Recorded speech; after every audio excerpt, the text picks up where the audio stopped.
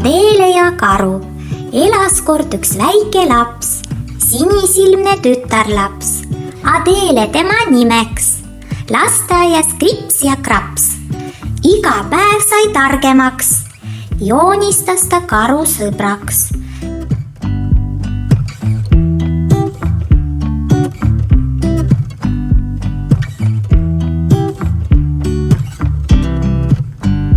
Temaga koos mängis ta oma armsa sõbraga. Kõike tegid nemad koos väga suure rõõmuga ja kui aeg magama, läksid koos nad puhkama. Väiksele karule tuli pähe üks mõte ja ta otsustas saada suureks ja tugevaks karuks. Ta läks otsima kedagi, kes annaks talle nõu. Esimesena kohtas ta dinosaurust, kelle nimi oli Leelo. Leelo ei osanud teda aidata. Nukker karuke kõndis edasi.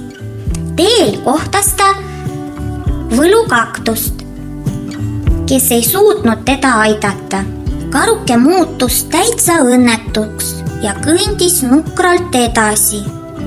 Ja järsku kuulis ta kaugelt kostvat peenikest häält.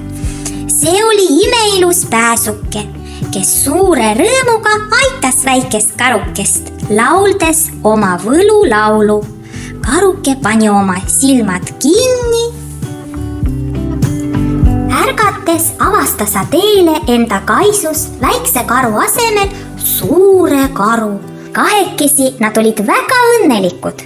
Kõike tegid nad koos. Mängisid toredasti, laulsid, sõid koos, käisid väljas jalutamas.